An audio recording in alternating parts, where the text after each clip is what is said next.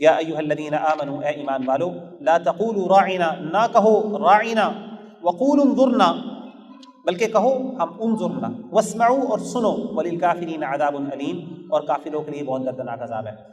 یہ جو راعنا ہے نا، یہ بڑا ایک اہم نقطہ میں آپ کو یہ بتانا چاہتا ہوں۔ دیکھیے، قرآن مجید کو تب تک آپ سمجھ نہیں سکتے جب تک کہ آپ کو قرآن مجید کے شان نزول کا نہ پتہ ہو، یہ آیات کس کانٹیکس میں نازل ہوئی۔ اگر آپ کو اس کانٹیکس کا نہیں پتا تو آپ آیات کے معنی اور مفاہیم کو صحیح طرح سمجھ نہیں سکتے۔ اس کی ایک مثال یہ آیت علماء بیان کرتے ہیں۔ اللہ کہتے ہیں کہ تم نہ کہو راعنا، یعنی راعنا کا مطلب ہوتا ہے ہماری طرف توجہ دیں، بلکہ کہو ہمیں دیکھیں اور سنو، تاکہ تم، اور وللکافرین عذاب علیم، اور کافروں کے لیے دردناک عذاب۔ اب کیا مطلب، اللہ کیوں کہہ رہے ہیں؟ آپ کو جب تک اس کا کانٹیکس، جب تک آپ کو اس کی تفسیر کا نہیں پتا، جب تک آپ کو اس کے میننگ کا نہیں پتا، تب تک آپ اس کو نہیں جان سکتے۔ اب اس کے بیک گراؤنڈ کیا ہے؟ اس کا بیک گراؤنڈ کیا ہے؟ اس کا بیک گراؤنڈ بڑا واضح ہے، آپ نے سنا بھی ہوگا۔ جو کفار مکہ نبی صلی اللہ علیہ وآلہ وسلم کا مذاق اڑانے کے لیے، کیونکہ اللہ کے رسول صلی اللہ علیہ وسلم نے ایک زمانے میں، اور ہر نبی نے، آپ کو پتہ ہے، بکریوں کو چرایا، تو وہ یہ کرتے تھے مذاق اڑانے کے لیے، ان کو بلیٹل کرنے کے لیے، وہ کہتے تھے ہیوملیٹ کرنے کے لیے کہ راعینا، صحابہ کہتے تھے ہماری طرف توجہ کریں، لیکن وہ اس کو یا ڈال کے اس کو لمبا کر کے کہتے ہیں راعینا، اے ہمارے چرواہے، مذاق اڑانے کے لیے۔ اللہ نے کہا کہ یہ مذاق اڑاتے ہیں۔ وقول انظرنا، اللہ کہتے ہیں یہ لفظ ہی چھوڑ دو، بلکہ کہو کہ اے نبی صلی اللہ علیہ وسلم ہماری طرف دیکھیے۔ صحابہ کہتے تھے راعینا، لیکن یہ مذاق اڑانے کے راعینا کہہ دیتے تھے مذاق سے، تو اللہ نے کہا یہ لفظ ہی چینج کر دو۔ اس سے علماء نے ایک بڑا اہم اصول بیان کیا، یاد رکھیے گا، کچھ چیزیں شریعت کے اندر شاید غلط نہیں ہوتی، لیکن وہ ایک بڑے رانگ کی طرف لے کے جا رہی ہوتی ہیں، تو اللہ تعالیٰ اس کو منع کر دیتے ہیں۔ اس کو کہتے ہیں سد لذریعہ، اسے کہتے ہیں سد لذریعہ، یعنی کسی کاز کو کسی بڑی پرابلم کو روکنے کے لیے اللہ تعالیٰ کوئی ایسا حکم کوئی جائز چیز سے روک دیتے ہیں۔ تو مثال کے طور پہ عورت کے ساتھ کمیونیکیشن کرنا حرام نہیں ہے اکیلے میں، کیا مسئلہ، آپ بات کر سکتے ہیں اگر ایز لانگ ایز وہ غلط بات نہیں ہے، لیکن چونکہ وہ ایک بڑی برائی کی طرف لے جاتی ہے تو اس کو کہتے ہیں سد لذریعہ۔ اسی اصول فقہ کا ایک بہت بڑا پرنسپل ہے۔ تو علماء نے اس آیت سے بہت اہم فائدے نکالے ہیں، یہ آیت بہت اہم ہے۔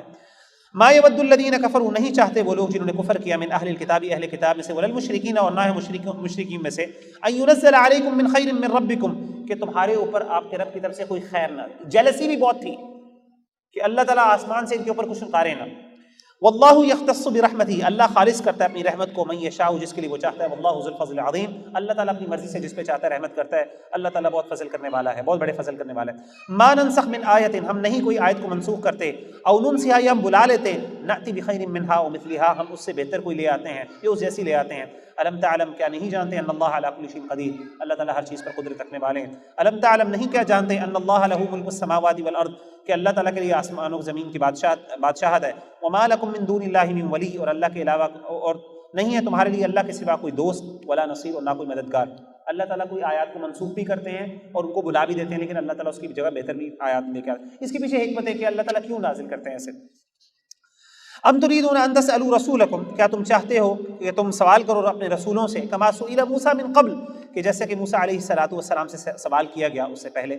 ومن يتبدل الكفر بالایمان، اور جس نے جو بدل ڈالے کفر کو بالایمان، کفر میں ایمان کو، فقد ضل سواء السبیل، یعنی جو ایمان کو کفر سے بدل دے، فقد ضل سواء السبیل، یقیناً وہ گمراہ ہوا اور سیدھی رستے سے گمراہ ہو گیا۔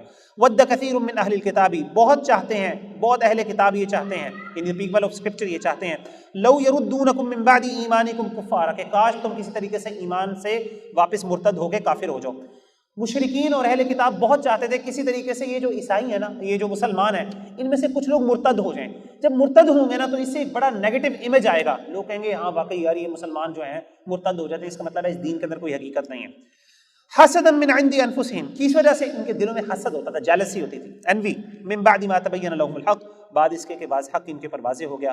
فاعفو، پس تم معاف کرو، واصفحوا، اور تم درگزر کرو، حتی یأتی اللہ بامرہ، یہاں تک کہ اللہ تعالیٰ لے آئے اپنا حکم، ان اللہ علی کل شیء قدیر، اللہ تعالیٰ ہر چیز پر قدرت رکھنے والا ہے۔ اور زکوٰۃ ادا کرو، وما تقدموا لانفسکم من خیر تجدوہ عند اللہ، اور تم جو بھی آخرت میں اپنے لیے جو بھی تم بھلائی میں سے اپنے لیے بھیجو گے اپنی جانوں کے لیے، تجدوہ عند اللہ، تم اللہ کے پاس اس کو پاؤ گے، ان اللہ بما تعملون بصیر، یقیناً اللہ تعالیٰ خوب دیکھنے والا ہے جو تم عمل کرتے ہو۔ وقالوا لن يدخل الجنۃ، انہوں نے کہا کہ ہرگز کوئی جنت میں داخل نہیں ہوگا، الا من کان ھودا او نصارا، سوائے یہودیوں اور عیسائیوں کے۔ جنت جو ہے یہ یہودیوں اور عیسائیوں کی جاگیر ہے.